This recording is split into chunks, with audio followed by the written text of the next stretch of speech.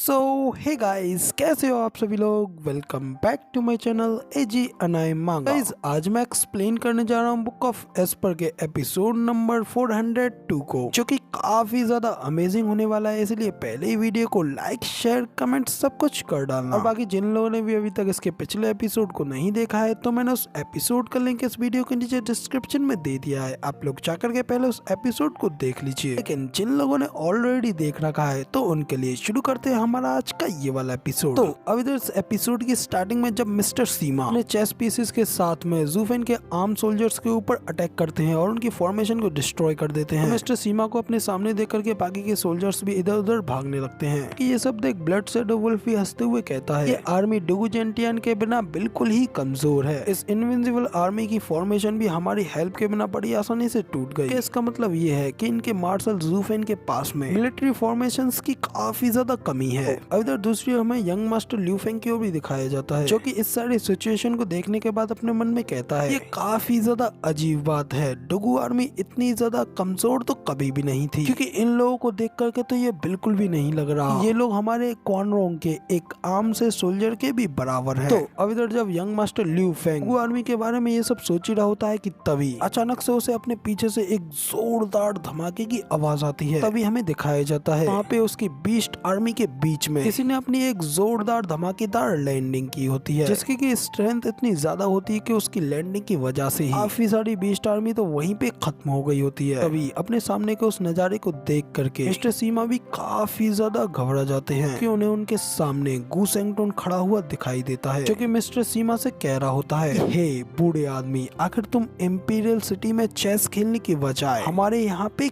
क्या कर रहे हो? क्या तुम यहाँ पे किसी लड़ाई की तलाश में आए हो? कहकर के गू सेंगटोन मिस्टर सीमा के ऊपर अटैक करने के लिए अपने पंच में अपनी पावर्स को एक्टिवेट करता है। इसे देख करके तो भाई मिस्टर सीमा और भी ज्यादा घबरा जाते हैं और थर-थर कांपते हुए अपने मन में कहते हैं, डैम इट, ये तो गू सेंगटोंग है। तो अब इधर मिस्टर सीमा इतना सोच ही पाते हैं कि तभी सामने की ओर से गू सेंगटोन अपनी पंच की पावर से मिस्टर सीमा के ऊपर एक जोरदार अटैक कर देता है, जिसे कि अपने इतने ज्यादा करीब आता हुआ देख करके मिस्टर सीमा के पास भी उसे डॉज करने का समय नहीं रह जाता। इसीलिए मिस्टर सीमा उस अटैक को ब्लॉक करने के लिए अपने हाथों को सामने की ओर लाते हैं। जब गू सेंगटोन की पंच की पावर मिस्टर सीमा से जाकर के टकराती है, उसकी पंच में इतनी ज्यादा पावर होती है, मिस्टर सीमा उस अटैक को एक पल के लिए भी होल्ड बैक नहीं कर पाते। सिर्फ गू सेंगटोन की एक ही अटैक की वजह से मिस्टर सीमा बुरी तरीके से घायल हो जाते हैं। बेहोश होने के बाद ऊपर से नीचे जमीन पर धड़ाम करके गिरते हैं। तो ये सब देख गू सेंगटोन भी कहता है कि क्या तुम इससे बेटर कुछ भी नहीं कर सकते थे? उसी पल दूसरी ओर से शैडो किंग के शैडो सोल्जर्स भी बड़ी तेजी से गू सेंगटोन के ऊपर अटैक करने के लिए आगे बढ़ते हैं। लेकिन भाई गू सेंगटोन तो गू सेंगटोन है, ये छोटे मोटे शैडो सोल्जर्स तो उसके सामने चींटी के बराबर भी नहीं है। गू सेंगटोन उन सोल्जर्स को अपनी ओर आता हुआ देखता है, बड़ी तेजी से उल्टा उन लोगों के ऊपर अटैक करते हुए उन सभी लोगों को अपने सिर्फ एक ही सिंगल मूव में अपनी स्पीड के साथ में बड़ी तेजी से खत्म कर डालता है। जिसके बाद में अगले सीन में दिखाया जाता है कि वो सभी के सभी शैडो सोल्जर्स सेंगटोन के अटैक के बाद में वहीं पे मर के एक एक करके नीचे जमीन पर गिरने लगते हैं। कि दूसरी ओर उन सभी शैडो गार्ड्स को खत्म होता हुआ देख करके लिन फेंग भी अपनी डुगु आर्मी को ऑर्डर्स देते हुए कहता है कि अब शैडो गार्ड्स खत्म हो चुके हैं, इसलिए अब जल्दी से इन लोगों के ऊपर चार्ज करके अपना हमला करो। तो अब इधर डुगुलियन कितना कहते हैं, सिटी गेट से असली डुगु आर्मी निकलती हुई दिखाई जाती है, क्योंकि अपने काफी ज्यादा जोश में क्वानरोंग की आर्मी के ऊपर अटैक करने के लिए आगे बढ़ते हैं। कि ये सब देख यंग मास्टर ल्यू फेंग काफी ज्यादा हैरान होते हुए कहता है, अरे नहीं, वो पुराने सोल्जर्स तो सिर्फ और सिर्फ इन लोगों की एक चाल थी, जबकि असली डुगु आर्मी तो अब हमारे सामने आई है। Iron back wolf, steel arm wolf, जल्दी से जाकर के उन लोगों को रोको। अब इधर अपने सामने के उस नजारे को देख करके और अपने यंग मास्टर की ये बात सुन करके आयरन बैक वुल्फ और स्टील आर्म वुल्फ दोनों जल्दी से ऑर्डर्स मानते हुए डुगु आर्मी को रोकने के लिए आगे बढ़ते हैं। लेकिन तभी उन लोगों के वहां से आगे बढ़ने से पहले उन लोगों के बीच में गू सेंगटोन अपनी एंट्री लेता है और अपनी पावर्स को अनलिस्ट करते हुए अपनी सोअरिंग फिस्ट को एक्टिवेट करता है और अपने स्प्लिटिंग हेवन अटैक के साथ में उन सभी लोगों के ऊपर एक ही बार में अटैक करता है। इसकी की वजह से उन लोगों के बीच में इतनी ज्यादा पावर अनलिस्ट होती है कि उस पावर टोर्नेडो को एक ही अटैक के साथ में सभी लोग वहीं पे काफी ज्यादा घायल हो जाते हैं। कि अपने सामने के इस नजारे को देख यंग मास्टर ल्यू फेंग का भी मुंह खुला का खुला रह जाता है। वो हैरान होते हुए अपने मन में कहता है कि आखिर ऐसा कैसे पॉसिबल हो सकता है कि डुगु आर्मी के पास अपनी पूरी की पूरी स्ट्रेंथ होने के बावजूद भी कभी भी इतनी ज्यादा ताकत नहीं थी। आखिर इसने तो वुल्फ वार्डन्स को इतनी आसानी से कैसे तोड़ डाला। तो तो क्या ये वो हो सकता है? अब इधर इतना कह करके यंग मास्टर ल्यू फेंग हैरानी से गु सेंगटोन की ओर ही देखने लगता है। ये आसमान में अपनी पावर्स को अनलिस्ट करते हुए खड़ा होता है, जबकि उसके नीचे उसने अपने चारों ओर बुरी तरीके से तबाही मचा रखी होती है। इसे देख करके यंग मास्टर ल्यू फेंग फिर से अपने मन में कहता है, इसने अकेले ही यहाँ पे लाखों सोल्जर्स को खत्म कर डाला। इतना सोचने के बाद यंग मास्टर ल्यू फेंग अपने सोल्जर को ऑर्डर देते हुए कहता है, जल्दी से कोई इस बच्चे से छुटकारा पाने के लिए उन एक्सपर्ट्स को बुलाओ, नहीं तो कुछ ही देर में हम लोग भी पूरी तरीके से खत्म हो जाएंगे। अब इधर अपने यंग मास्टर की ये बात सुन करके वो सोल्जर भी वहाँ से जाते हुए बाकी के एक्सपर्ट्स को बुलाने के लिए चला जाता है। जबकि यहाँ पे हमें एक सीन आर्मी की फाइट का भी दिखाया जाता है, जहाँ पे कि दोनों पार्टीज एक दूसरे के ऊपर जमकर हमला कर रहे होते हैं। इधर क्वान रॉन्ग के सोल्जर्स अपनी पूरी ताकत के साथ में डुगु आर्मी को रोकने की कोशिश करते हुए कहते हैं कि रोको इन्हें। डुगु आर्मी उन लोगों के ऊपर लगातार अटैक करते हुए उन लोगों को पीछे की ओर ढकेलने लगती है। तभी अपनी आर्मी की